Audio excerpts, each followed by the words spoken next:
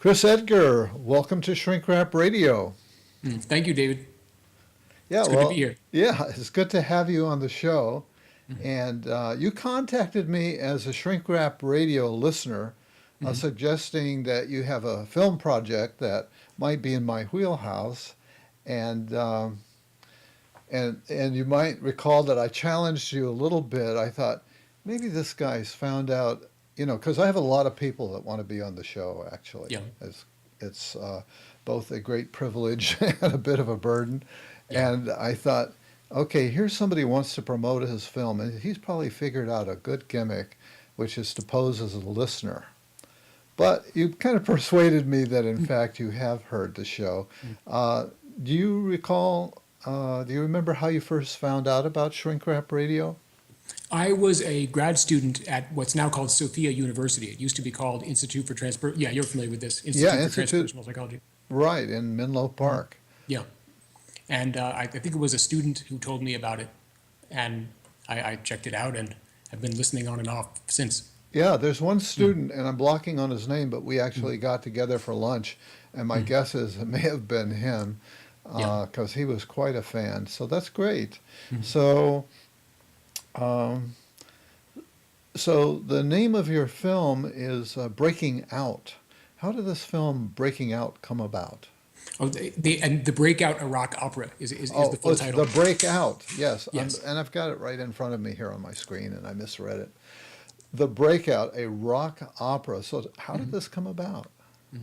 Well, my mother is actually a clinical psychologist, and I was talking to her about the requirements for having somebody involuntarily committed for, a Uh-huh. 72-hour observation to a hospital. And I was surprised actually to find that it didn't require a court order, which is something that I would expect to exist because my training is actually as a lawyer. Ah, So I came, I okay. came, I came to filmmaking through a somewhat circuitous route, but and it was my surprise at that led me to ask, well, what if, and because of course I've heard about situations where these people allege that commitment to hospitals and drugging of teenagers and so on is used as a means of disciplining or controlling them, and I thought, what if a bunch of kids who are considered to be on the margin, who are considered by the administration to be a disciplinary and so on, get together and say, we're not going to take it. We're going to rescue one of our group from the hospital. Hmm. Uh, and that was what gave rise to the idea of the Breakout. And because I love musical theater, I decided to present it as a rock opera. Wow. Uh, and currently, is it Hamilton that's all the rage on Broadway? It Do I is, remember? yes. Yeah. Was that anywhere in your mind as you thought, rock opera? Yeah. Well, at the time I started writing this, Hamilton hadn't come out yet. I was thinking more shows like Next to Normal and Spring Awakening, and well, Rent is probably the first real sort of rock opera style show to have made it big on Broadway. Yeah, I Um, actually saw that one. yeah, I think I saw it in Chicago yeah. years ago. Yeah. And that proved to be a lot more, resonant with me than something like My Fair Lady. As much as I love classic musicals and Rodgers and Hammerstein and so on, it's really the contemporary, edgier stuff that's more in my wheelhouse, and I wanted to write something that was in that vein. Yeah. Now, I probably should ask you, how did the transition from lawyer to music composer come about? Well, it's funny because music was actually the first thing that I did. I think when I was 4 years old, I started playing drums, and then played professionally as a drummer. Even back when I was a teenager, when I was 18 or 19, I was touring around with bands, and then I guess I developed some practicality. Yeah, it comes to us sooner or later, Eventually, yeah. or most of us, not all of And us. then maybe I lost it later on because now I'm back to doing music. Yeah. But yeah, so I went through a phase of, well, I had to go through law school and I practiced at a big Wall Street law firm for 4 years and then as a solo practitioner. And then I started just exploring some other possibilities because I realized that I wasn't particularly fulfilled. And one of them was the grad school training in the clinical psych program that I was talking about. And eventually I realized, well, why don't I just, music is really my primary interest. Why don't I just acknowledge that and, run with it? Hmm. Great. I guess in that program they were probably challenging you to be authentic, Yeah. and maybe maybe that helped to liberate that seed. Ironically, yes, because I actually left the program.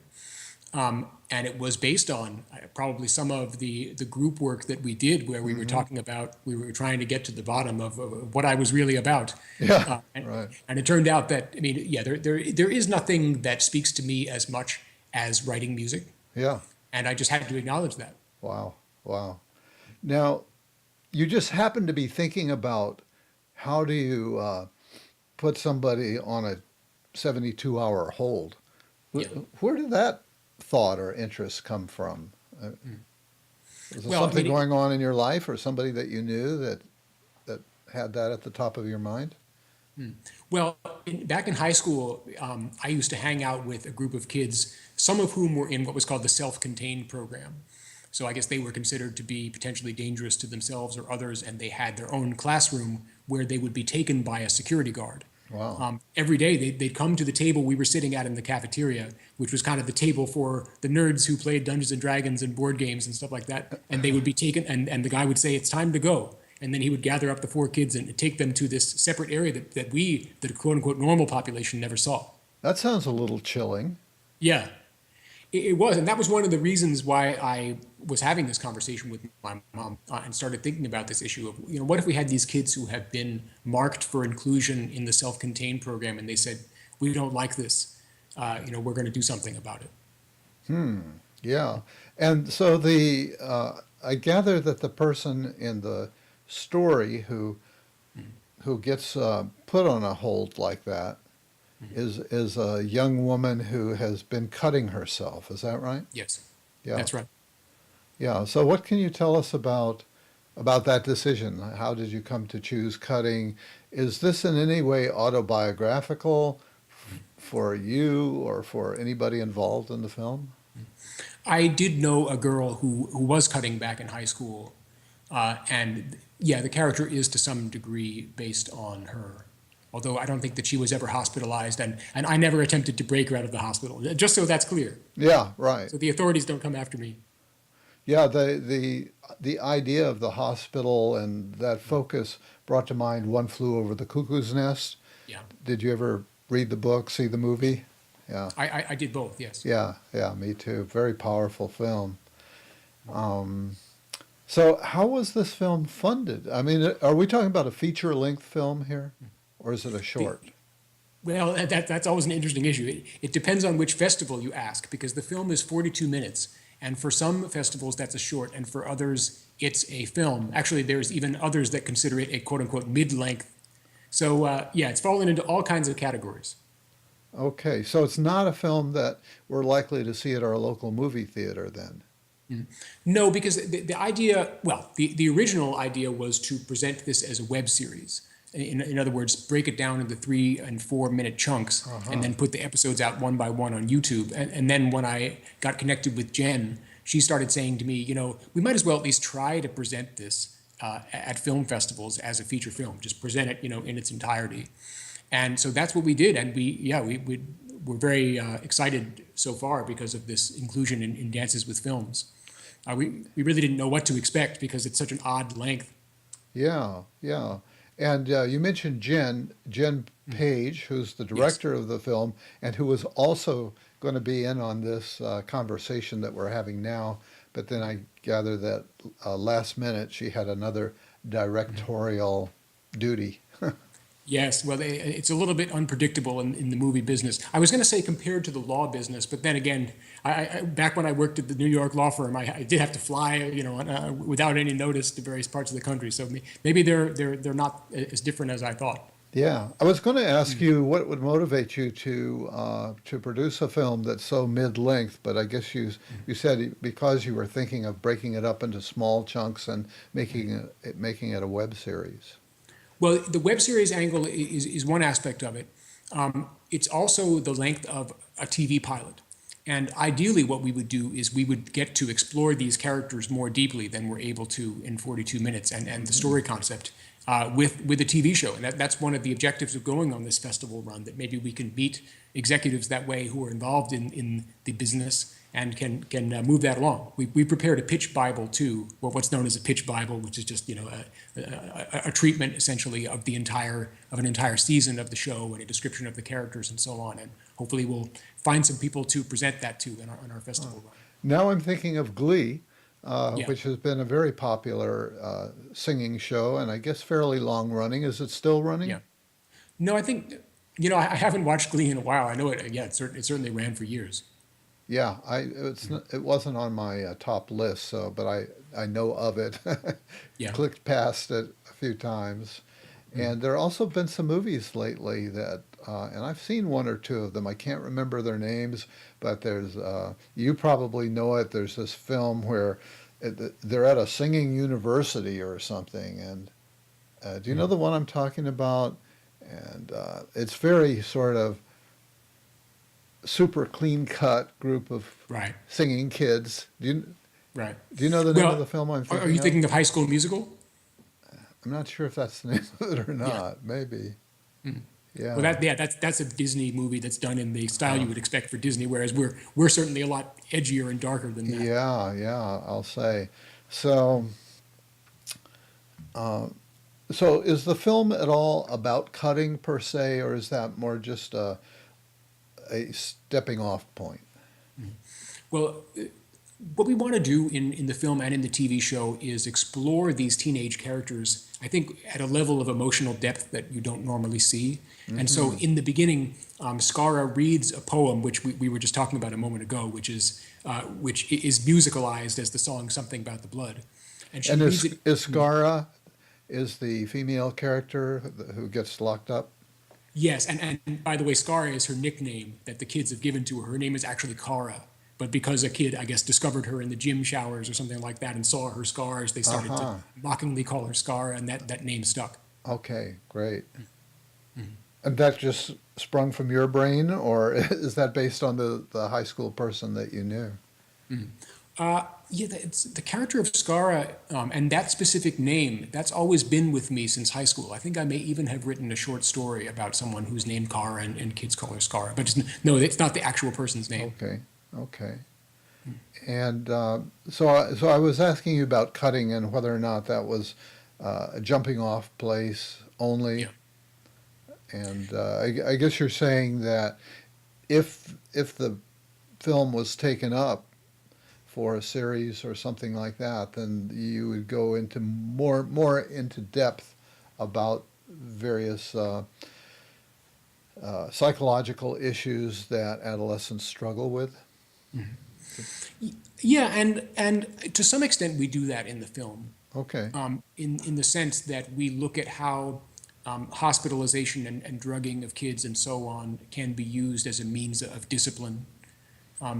In the principal of the school talks relatively openly to these rebel kids who eventually try to rescue Scar from the hospital about the possibility of putting them in the hospital, if they continue to disobey him.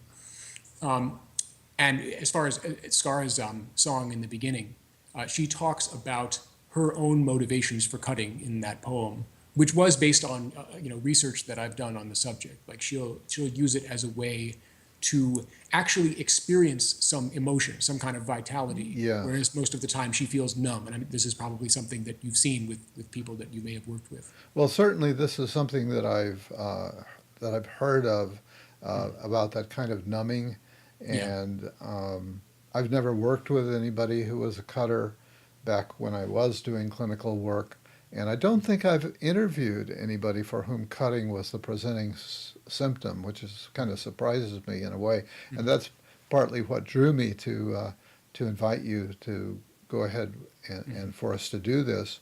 And so I went to the DSM-5, the latest diagnostic and statistical manual, and found out that there is a category called non-suicidal self-injury, NSSI, that I had not heard of before. And there were some people who were pushing for a stronger category, I think, just for cutting, but it's right now it's lumped into this NSSI category. And one of the things I learned is that there's no single. It generally happens in the context of some other emotional disturbance, and there's no single emotional problem with which it is associated. That it could be a variety of things. Right. And so maybe you can kind of take us through the storyline, if you will. Sure. Sure. And just on the last thing you were saying, we see a glimpse of Skara's home life in the beginning. Like we don't have, unfortunately, as much time as we'd like to show that, but we see her mother yelling at her and throwing laundry at her Hmm. and so forth. And we see some of the, and she talks about it later on in a song that she sings when Albert actually gets to her room at the hospital. So we go to some extent into the experiences that might have led her to do this Yeah. behavior. But as far as the story, well, yeah, we open with Skara reading this sort of macabre poem that's obviously about cutting. Albert, who is this isolated kid who's not even part of any social group, not even the Dungeons and Dragons nerds, right? He kind of sits in the library and eats lunch there. He has become obsessed with Skara. And then he sees later on that because of her cutting and because of her dark poetry and so forth, that she eventually is committed to the hospital by the administration and by her mother. And he has this kind of Don Quixote complex, right? He wants to be this knight who rescues the damsel in distress Hmm. from the dungeon. And so even though he is so, socially reticent, he's able to motivate himself to go up to Skara's friends, who are these misfit kids, probably who would be in the self-contained program in my high school, and recruit them to his cause. So they attempt to break into the hospital and rescue Skara. Is that so? The end of the story is breaking into the hospital and attempting to rescue her? Well, yeah, I didn't want to give away what happens then because Oh, there okay, is a bit of a okay, twist. But yeah, no, okay, there is a resolution as far as okay, the attempt to break her out. okay. And how was this funded, by the way? Is this a Kickstarter project, or where'd the money come from to do this? It was partially funded by me and partially funded by friends and family, I would say. Uh-huh. Okay, so you kind of went out on a limb here for your dream, it sounds like. I did, yes, and that well, and so there were some benefits to practicing law, I guess. It wasn't totally a waste. All those Uh-huh. years I spent on it. Yeah, yeah, good. So, what is it that you hope people will get from the film? Is there a message that you're hoping people will get? Well, so we have Skara's attempt to break out of her sort of dangerous home life through basically getting herself committed to the hospital. I mean, at least my sense, although it's open to interpretation, my sense is that Skara does the behaviors that she's doing, the reading of the dark poetry, and making it known that she's cutting in order to get out of her home life. So Skara sort of breaks out in that sense, and Albert also breaks out of his shell. He breaks out of his sort of social avoidance by being able to go up to these misfits and act like a leader, even though he's doing something kind of illegal and edgy, right?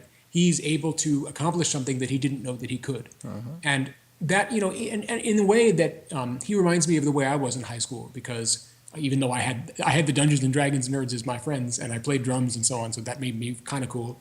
I still feel like I didn't realize the extent of my potential to influence the events of my life. Uh-huh. And if a high school kid watched this and said, I actually can do more than I thought I was capable of. Maybe I can write a musical. Maybe it's something on a more, meta level like that. I think I would be really satisfied. Yeah. So, so is that your primary audience then? Would be adolescents? Do you think? And people with a personal relationship to the kind of issues that we talk about in the film. I mean, probably adolescents because I think that they are the group that's most likely to engage in something like cutting. Although, I mean, the use of psychotropic drugs and hospitalization, of course, that's something that occurs, across the spectrum. Yeah. And how did you cast the film? Who are the actors? Well, we had a long audition process, and I'm very glad that we did. But for each member of the cast, when they walked into the room, we knew that that they were going to play the role. There are some actors who are relatively early on in their careers. There were some who were more established, like Gino Seegers, who was just on the TV show Banshee that just finished, and he plays Mr. Rizzo, the principal of the high school. We knew that we were going to cast him when he was reading for Mr. Rizzo, and I was actually reading for Jake, the leader of the Misfit crew, right? And he just gave me this blood-chilling look, and I realized, okay, there we go. If actors can scare me in some way, then Yeah, usually that means that I'm into them. Um, yeah.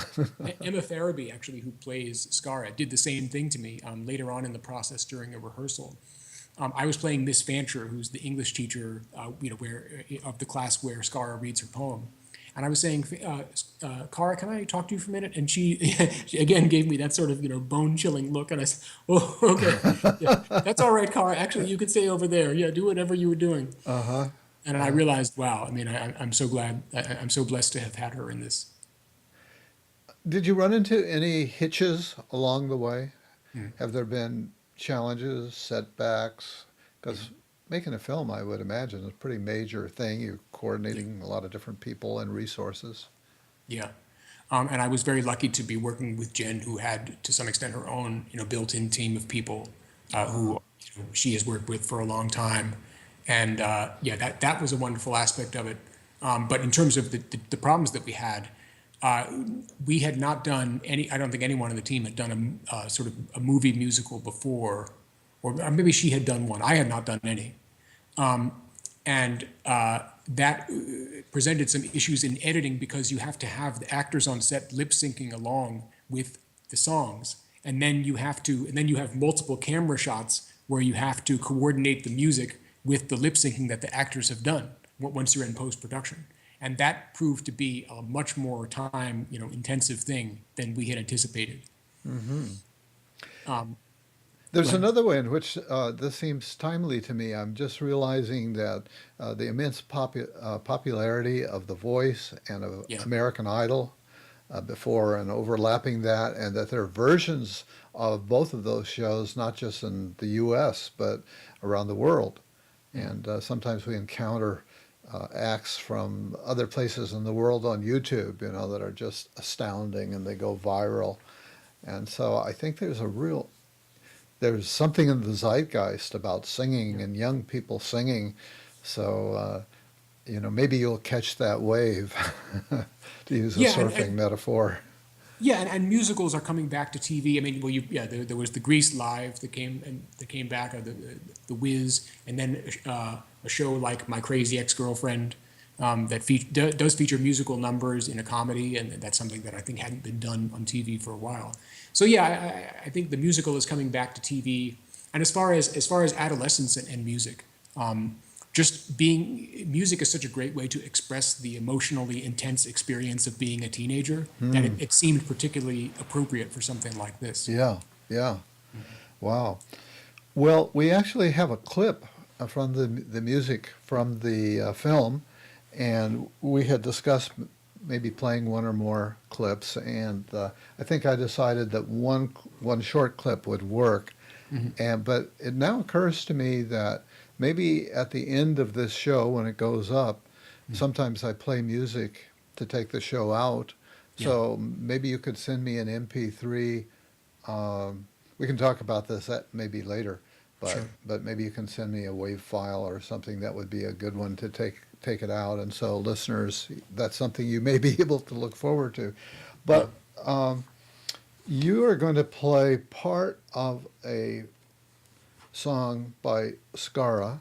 Mhm. Is this from the poem that she's reading, or Mhm. is Yeah, and actually, there are four characters who sing in the song. It's Scar in the beginning, and then we see Albert's perspective about how he wants to rescue her, and she sees her as the damsel in distress, and then we have Mr. Rizzo and Miss Fancher talking about what they're going to do about the situation. okay? Well, Mm. I thought that I would read the stanzas that you, dear audience, are about to hear, because I know I find sometimes just hearing something once, I don't catch all the words and so on. So I want you to, and also we've struggled with the technology of how we were going to do this, and hopefully you'll be able to hear it okay.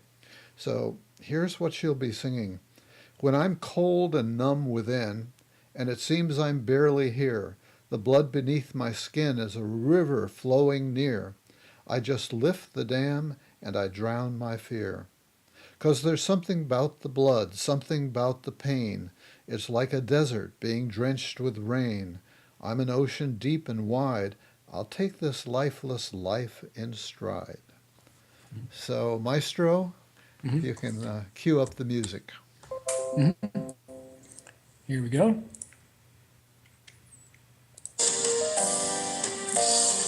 When I'm cold and numb within, and it seems I'm barely here. The blood beneath my skin is a river flowing near. I just lift the dam and I drown my fear. 'Cause there's something about the blood, something about the pain. It's like a desert being drenched with rain. I'm an ocean deep and wide. I'll take this lifeless life in stride. Scratching. Oh, it sounded like the last words got cut off. Maybe not. Oh, scratching, yeah. Yeah. Yeah, that was the next verse coming up. Great. Well, hopefully people were able to hear that. I was able to hear it here in my earbuds. And now you've mentioned that you've been doing the film circuit. Oh, I go to them. What do they call them? Festivals? Yeah, thank you. Film festivals, blocking on the word. And there's one coming up, I guess, at the Chinese Theater in Hollywood. Yes. And part of my life, I grew up actually near there, and used to walk down Hollywood Boulevard and kind of take in the sights and so on. And it was called Grauman's Chinese Theater, the place with all the handprints and so on. Yes. And the cement. So this sounds like a particularly prestigious film festival. Yes, and it's called Dances with Films. And it's really the ideal place for something like us to do a world premiere, because they are known for their orientation toward independent filmmakers, which is what we are. Like they have more of an emphasis on the quality of the films than on celebrities who may be involved and so on, which you'll see in a lot of the bigger festivals. In fact, they have a policy that says that you can't have name actors in the films. Like you can't have Brad Pitt or someone like that in them. So yeah, given the uniqueness of our project and the fact that it is this independent thing, I mean, it was really the best place, and it's such a friendly atmosphere too. Yeah. So yeah, we're really looking forward to doing this one. So you're going to be there? Are you going to have a chance to speak about the film or anything like that? Yes, there's going to be a Q&A after the film, and the premiere is on June 3rd, by the way, so it's coming up pretty soon. It's a Friday. Yes, well, I think, yes, this show will definitely be out in time for listeners who are in the Los Angeles area to attend. And if any Shrink Wrap Radio listeners do attend, I hope you'll be intrigued to do that. Please go up to Chris and let him know that you heard about the film here. And if that happens, Chris, let me know. Oh, yes, I definitely will. No, that would be amazing Yeah. to get, particularly because this show goes into such depth about psychology issues, and having someone who was into that kind of material also be able to appreciate the Breakout. That would be pretty amazing for me. Yeah, and that's why I felt justified in having this be today's topic, because I really felt there was that connection. And also, I really like to surprise my listeners and sometimes go off the beaten path. And so it's really been my pleasure to have you on today and to have the opportunity to look at this creative way in which you've approached a psychological issue. I wonder if there's anything you'd like to add as we wind down here.